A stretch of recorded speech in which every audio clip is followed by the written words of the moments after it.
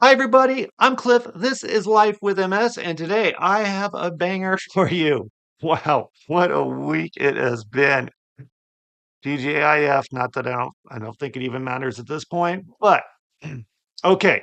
So, what are we talking about today? Well, there's some good news and some bad news. Not gonna lie, this could get a little emotional, so stick with me. If it gets too much for you, I know you've been in this position before. I won't hold it against for you. I won't hold it against you if you step out and not watch this video. But if you do, I hope you comment below and maybe provide some feedback. All right, so I have it. So if you've been following my channel, you know that over the last year and a half or so, I've been struggling with being stuck in the DMT twilight zone. I have been dealing with side effects of Kesimpta. I stopped Kesimpta. I originally started with Ocrevus a number of years ago. The side effects were terrible. The crap gap was terrible. The fatigue was terrible. It just ruined my life. And Kesimpta just gave me respiratory infection after respiratory infection after respiratory infection. So after talking with my neurologist, we went cold turkey and I just cut the Kesimpta out, knowing I had about a good 7, 8 months before my B cells started rebuilding themselves and things started being problematic. Well, fast forward 8 months, and I had my meeting with my neurologist on Monday of this week. And by the way, I'm not a doctor. I'm not in a healthcare in any way, shape, or form. I am just a bald dude on YouTube with MS. And this is not medical advice. This is just my experience. So don't do what I do other than talk to your doctor. That's a good one. That's a very good idea. Um, anyway, so I went and met with my neurologist, and a number of months ago, about 6 or 7, I guess it was about 7 months ago, my neurologist and I had a discussion based on my experiences with my last two DMTs. And that discussion was basically, well, maybe I'm not going to have to go on another DMT based on my age and how at that time I was currently doing. And I thought, wow, that's great. And I did videos about that backing up, and I'll link some of those below. But I was never convinced that that was going to be the final say. I was very hesitant about going off the drugs and going back on the drugs because they've been very hard on me. Um, so I've been going back and forth with that, and I'm gonna be honest, super honest. This is a very super honest episode. Um, I spent the last 7 months connecting with people that have gone off the drugs or never taken the drugs. And they've ranged at ages from in their 20s to the 70s. And there has been one common thing that I've seen. The people that have made the decision to go off the drugs or never take the drugs have progressed. And there are tons of YouTube videos and documentaries of people out that are like, we're doing this naturally, we're rocking this. But the cold, hard facts are those people progressed. Even people I know personally that aren't on YouTube, but in my personal social circle that have gone off the drugs have progressed. And so that weighed on me. Like the idea of never having to take a drug again is fantastic. I love it. But ultimately, if this disease progresses, it is not just my problem. It's my family's problem. It's my community's problem. It's everybody's problem because I become less capable. And it's already bad enough. Like I struggle day to day, and I don't want that affecting people if there's something I can do about it. Of course, this affects everybody. Actually, you know what? I'm going to pull my wife in on this one because this affects her. And she's been there. We've been there together for each other for 20 years, and the decision I have to make now is going to be affect her greatly. And she's concerned. I'm concerned. We're going to tell you what that decision is here in a minute. But let me see if I can get her in here. Hey, hon, Yeah. can you come in for a second? I put you on camera and we can talk about this thing Uh, because I think a lot of people are going to relate to this. This journey is never just one person's journey, even though it's one person's problem.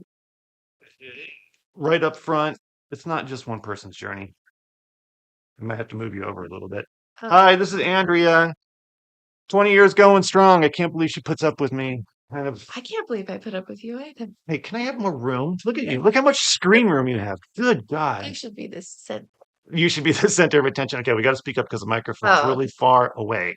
Okay, so we had this conversation, and let me back up just one sec. When I met with my neurologist last time, I was alone because Andrea had to go and pick up the kid from school. So I went to a neurology appointment by myself, which I never recommend. You know, with our cognitive issues, it's just a recipe for disaster. I want to tell you, actually, you know what? Andrea wants to tell you what she heard from me about that meeting 6 or 7 months ago. What did you yes. hear from me? Okay, so I'll just say from a caregiver's perspective, never let somebody with a chronic condition, I don't care what chronic condition it is, go to their doctor's appointments alone. Even if you can't make it, and I made a huge mistake this time. I had a lot of other things that I had to do. I had to take care of the kid. I had to do a whole bunch of other things. And so unfortunately, I could not make it to this appointment. And that was a huge fail because I didn't get the real information. I didn't get to take notes. That's a huge thing that is helpful for both of us when you have a note taker, somebody who can ask questions, somebody who can paint the picture of what's really going on, because oftentimes people with chronic illnesses don't have like the full picture of how much help they actually do need versus, Oh, no, I'm yeah. fine. I'm fine. I'm good. So that's just a little bit of background on and a tip. Always have somebody there, even if they're there just to write notes. You need to have somebody there to really get perspective and give perspective as well. And so, from my perspective, Cliff comes home and he feels very hopeful that there's a possibility that he could age out of his disease progression. And I'm like, that's awesome. Like, wow, and so, doing a lot of research, that sort of thing. It is a thing that can happen. Having not been at the appointment, I just kind of had to go on that. And I was very hopeful, that possibly this appointment that we just had was going to have more of that conversation. So, more of that conversation about like maybe we'll give you a drug that is, maybe a little less intense, or maybe you don't even need to take a drug, that sort of thing. So when we walked into this appointment, that's kind of what I was expecting was to hear was a little bit more of what he had heard in his January appointment. And that's just not what happened. And so I felt very blindsided by that. Yeah, I think we were both blindsided. And, I don't know if I heard what I wanted to hear in the last meeting or if we all changed our opinion by this next meeting.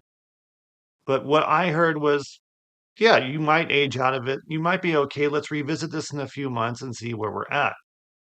And, of course, like I said, I made videos about that. And I was super excited about that because the drugs make me feel like crap. Um, but then we walk in this time, and we're both sitting in the room, and the doctor comes in, a guy I respect highly. I mean, this guy is knee deep in MS. He's got 1,100 patients under management. He goes to all the conferences. He does his own clinical research trials. I mean, this dude knows everything about multiple sclerosis, regardless of what kind it is. And so I really respect what he has to say. And we do a quick EDSS assessment.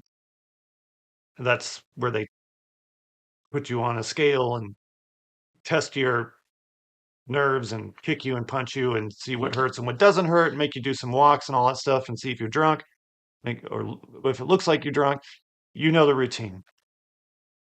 And we sit down, and what I think I'm going to hear from him is like, it's really unfortunate those last two drugs really messed you up.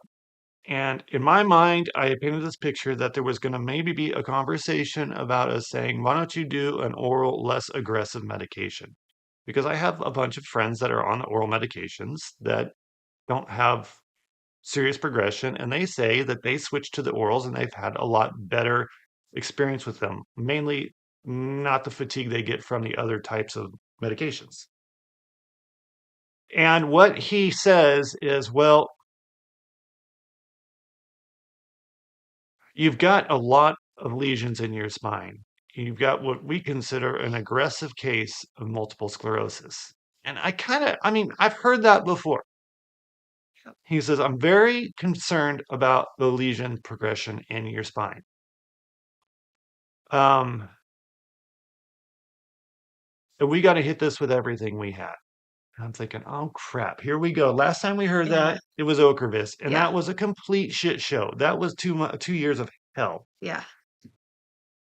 And But so, the thing is the Ocrevus did get you backed, I think, to like a more stable, less progressed environment. Because like when you were first diagnosed, we were told this is aggressive, like you need to really get on this ASAP or else you're like straight to disability, like intense disability soon. And so we took that seriously. And I think that because you went on Ocrevus, you did slow down the progression. And yes, you did feel like crap, like worst time ever. And then Kesimpta was a little bit better and you still felt like crap.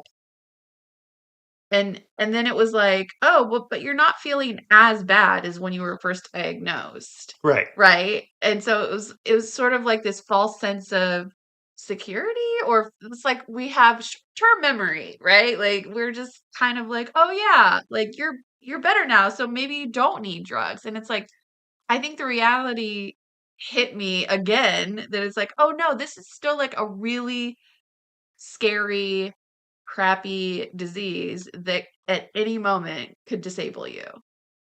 Like we're playing with fire. And we got lulled into like a false sense of We got comfortable. yeah, And I have to say, like, there was a conversation we had on the way home. And we'll tell you what the doctor here said in a second, but all this is very yeah, context is key here. There's a conversation we had on the way home where we're looking at the situation and we thought, and Andrea said something very profound. And I don't know why we didn't see it being in this position before. Is I said, yeah, but I've been feeling great. And she says, yeah, but you're comfortable. Like, you don't have a full-time job right now. Like, we live in a place where it doesn't get super hot most of the year and you don't have a lot of stress on you. But at the same time, like, we are not thriving. We are merely surviving yeah, because of that. And it's easy to confuse that. Like, with me being comfortable and us thriving as a family, they almost seem like they're at odds with each other because, like, we have to adjust all of our lives for me to be comfortable. And that means not doing a lot of things and not going a lot of places and really just shorting ourselves. And after we had that conversation in the car, I was like, holy crap, you're right. Like, this is crazy. I am comfortable. And that's dangerous yeah, because it shorts everybody else out of opportunities to do really cool things. Like my son and myself can't play outside in the summer because of the heat and it's only getting hotter. And right, like no matter what I do, there's not much I can do to fix that problem, but there's a lot of things I could do to make that problem worse or not right. do. And that is not take care of my situation as it is now. So, okay, fast forward Yeah, to where we're at now. I just got off the phone with the clinic and we have decided, um, because I'm JVC positive, I can't do any other drugs. The only option left is Lemtrada and Mavenclad. And I have to be honest, like Lemtrada has never been an option because it's scary as hell. And Mavenclad is scary as hell. And when I look at the side effects of Mavenclad, like, holy like this is, I really don't have any options at this point, and it scares yeah, the shit out of me. yeah. I think, yeah. I mean, Limtrada, like we went through that discussion when you were first diagnosed, right? It was like either you're going to go on Ocrevus or you're going to go on Limtrada. Those were like your only two options. And it's like, yet again, we have only two options. Right. And Limtrada is one of those options. And I guess like on one side of them, I'm like, oh man, like I can't believe, this is where we've landed. And then on the other side, I'm like, we're so lucky to have options. Yes, absolutely. I'm like, holy cow, like you have gone through some options. Like how lucky are we for the people before you who blazed the path and lived through this disease with like maybe one option of drugs to take Or none. Yeah, or none, absolutely. you know? So Absolutely. so then it makes me feel grateful that we have this medicine, you know, to try and to continue trying to make it better. You know, like now you taking newer drugs is going to make it better for the people behind you, you know? So I try and see it that way, but It's interesting you say newer drug because if you're unfamiliar with Mavenclad, it's cladribine, which is actually a drug that they use. It's a chemotherapy they use for um, Harry hairy Sale cell leukemia or leukemia. something. And that particular condition is extremely rare, so they reposition this. And what it does is a lot like Limtrada, is it wipes out the immune system in the hopes that the immune system will come back without the issues of multiple sclerosis. Now, there are a lot of risks there, like other cancers, but also that the T cells won't come back before the B cells, and you basically have the B cells running the show, which are like a bunch of disgruntled teenagers that are just out of control. Yeah. But man, so that's where we're at. And of course, I'm a very anxious person. No, no, not at all. Not at all. The fact it took me like 40 years to get a blood test without running out of the room kind of like it shows that level of anxiety. Now I'm fine with it, but before it was she's seen me run out of like exam rooms so many times where I'm like, nope, not doing it. It's like I'm running. I'm trying to run. I've had to like tell nurses like he's gonna run and they're like looking at me. I'm like, no. I'm a total run. I'm like, do you have straps? I don't know. I'm like, strap down. I got a little pill that helps a lot Yeah. with it now. Where I don't even know where I'm at when I walk into those places sometimes. Oh Um, man. but you know, so basically, Mavenclad is an oral regimen. You take 5 pills for 2 weeks, and then maybe you don't have to take it for another 4 years. You get monitored for all kinds of stuff.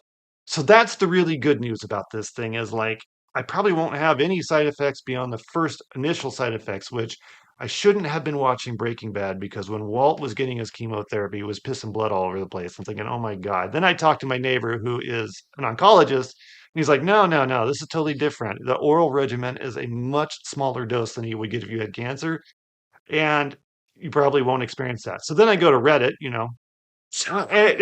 and it turns out like people are like, yeah, mild headache, but other than that, I'm doing fine. And I'm thinking, holy crap. So there's a lot of potential upside to this. I think the rewards, and the doctor agrees, and Andrea agrees, definitely outweigh the risks. Yeah. But I got to do something. And really, part of the beauty of this really messed up situation is I don't have a lot of choices. So we Right. don't have to like noodle over it too long. We don't Yeah. have to think, did we make the right choice? Because if we don't do anything, I am relatively certain with my analytical mind, based on what I've seen, that this situation is going to get worse.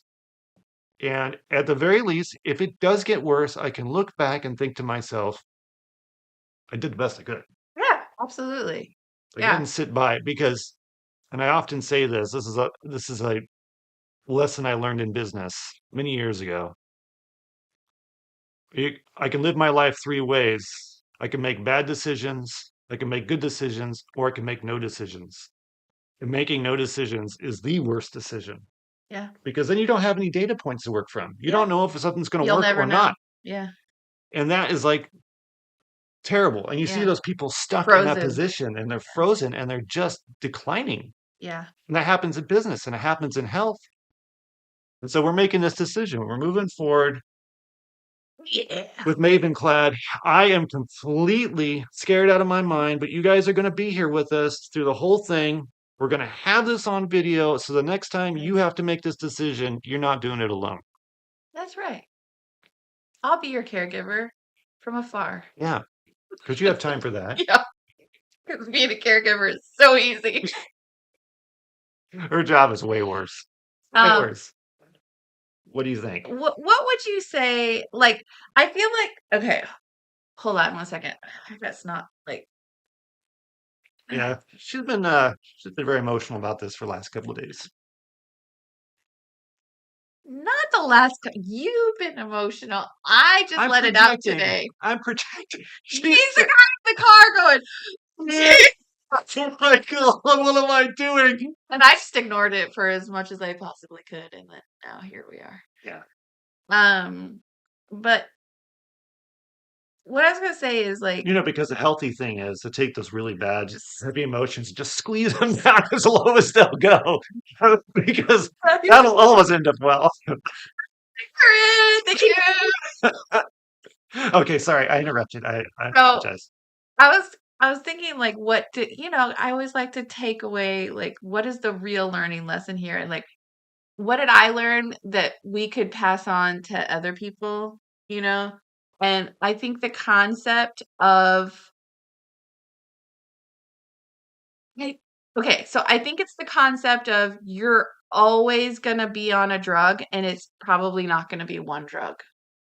Like, it's a lot as much as we'd like to think that medicine has gotten, like, super sophisticated, it's still kind of a guess, right? Like, and I'm not crying. I have something in my eye.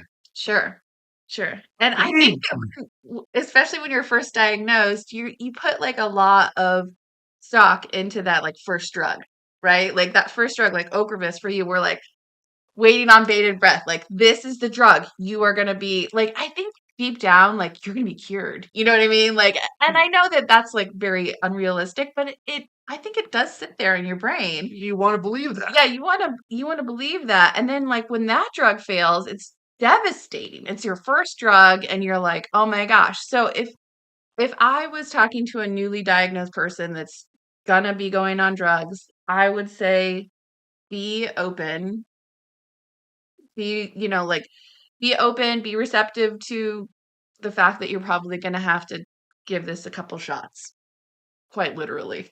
Like, Right. you're gonna have to try and fail and try and fail, and that's just the reality of it. Yeah, and I think we learned that again, but we learned that with your cancer situation. And It it's just a sucks. long journey. It sucks because you're like, "I don't wanna be an experiment all the time." Like, I just wanna be on a thing that works, Right, right? right. Like, I Like an just aspirin, right? Like yeah, you have a like headache, you take an aspirin, you're good. yeah, but it's like you just get fatigued from feeling like it's just a constant experiment all the time. And you just want like that grounding of this is the one that works, this is what I'll do for the rest of my life, like the, like sort of thing. And it's just not reality. And I guess that's what I would say to somebody who's newly diagnosed and going on to drugs is like, don't put too much stock into that drug fixing you. Because I've seen relationships fall apart because that drug didn't work. Right. And the spouse or the caregiver was legitimately thinking that like that drug was going to fix the person. And it's like, no, like these drugs don't fix you. They slow, hopefully, the progression of this disease. Yeah. So it's, it's all mental. You gotta be mentally strong. Yeah. And I think if anything, it makes you mentally strong. That's the thing is like, I was not mentally strong when we started the cancer thing and when we started the MS thing, but you just don't have a choice. Yeah. You go from survivor to like just making it work. And I think people are really hard on themselves. Mhm. People with MS are really hard on themselves because like we feel like crap all the time, but guys are really, really tough. Yeah. Like we were watching Survivor the show last night, and these people were talking about like, oh, we haven't eaten in 3 days, and we can hardly stand up. And Andrea looks at me like rolling her eyes. I'm Yeah. like, oh my God. And then what was the other thing this morning? It was like, oh, this person's like, oh, I haven't had a bowel movement in like a couple of days, and that's the first time that's ever happened. I'm like, Yeah. please, like, Yeah. dude, that's our that's our normal, and Mhm. we're a lot tougher than we think we are. So, Oh, but you look so but healthy. we look so healthy, but You we look so look good. you look so healthy. Yeah. Yeah. Right. Ridiculous. Anyway, so we're going to give it a go. Like we said, you're going to be here with us. Mhm. And I can't express how incredibly grateful I am for a fantastic community and a fantastic wife because Aw. we have been through some crap. Yeah. And we flipped roles because this morning she was really on edge because she's like, is this the right decision? Is this the right decision? And I was sideswiped by the conversation we had with the doctor.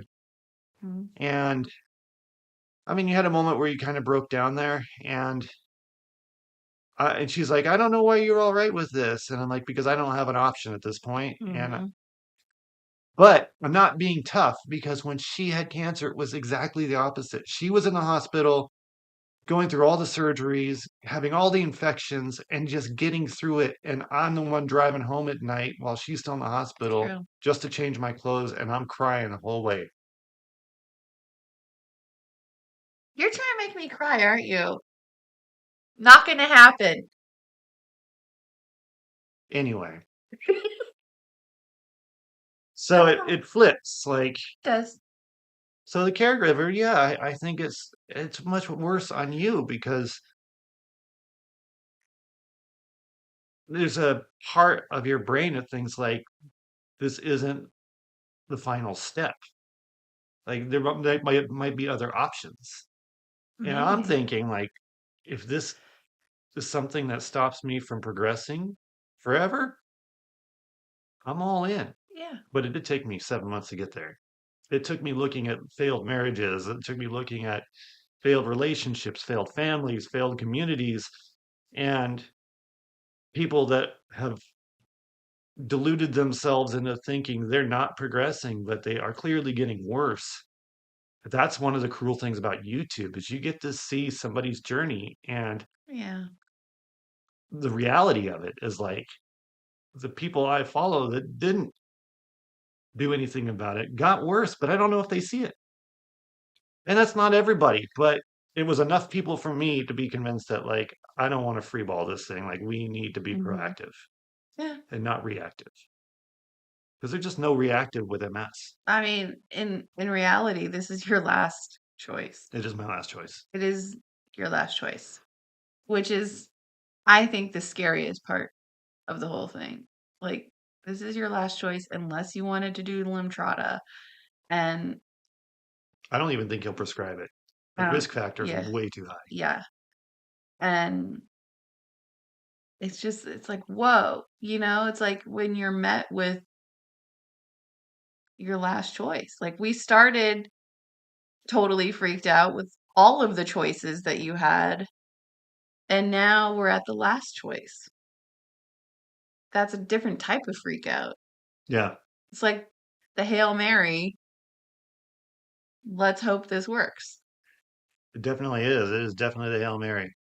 But on that note, I want to make light of something. When we first started and they told me I was going to have to do intravenous infusions and you couldn't sit me down to stick a needle in me to save my life, I remember. I really struggled with that. And I was freaking out and they were pumping me up with volume and all kinds of stuff, get me to calm down. And I remember telling Andrea like 6 years ago, I'm like, man, if there was just a pill you could take for this. Hmm. And now there is. It's crazy. Yeah. So there you go. Like So thank you, maybe medicine. Yeah. Mavenclad is a pill. Yeah. Better or worse, we're gonna do it. We will get through it. Yeah. And And thank you to all the scientists out there that work their butts off to make these available. yeah. This is an example of person that you're helping. And thank you to the YouTube community Hmm. because several of you have said, have you considered Mavenclad after you learned about my experience? And I Hmm. did. I put great weight in that Hmm. because you're in the trenches with us. And so that means a lot. So thank you so much. I think I'm done. I need to take a nap. This was very emotionally Yeah. Me exhausting. too. Oh wait, we have a kid to take care But yeah, we got an 8-year-old and two dogs right on the other side of that door just waiting for us to walk out. of. Um, but thank you. I will keep you guys updated. We will keep you Hmm. updated. This is going to be a journey. I will give you the details about the whole thing later. So, in case you are interested in knowing more about the Mavenclad process and all that, we will get into that. I don't want to make this like a 4 hour long video because it is involved. Um, and we're still learning. I'm getting like phone call after phone call after phone call from insurance companies, from Navigators. navigators. I Yeah. mean, the phone has been ringing nonstop. And what I have learned so far is this dosing regimen is closely monitored. So, and so far everybody's been really nice, and my doctor feels very confident in this. So I think we have a great deal of confidence in it. Anyway, this is Cliff and Andrea. This is Life with MS. And on the count of three, we're going to say, and we're out. One, two, three, and And we're we're out. out.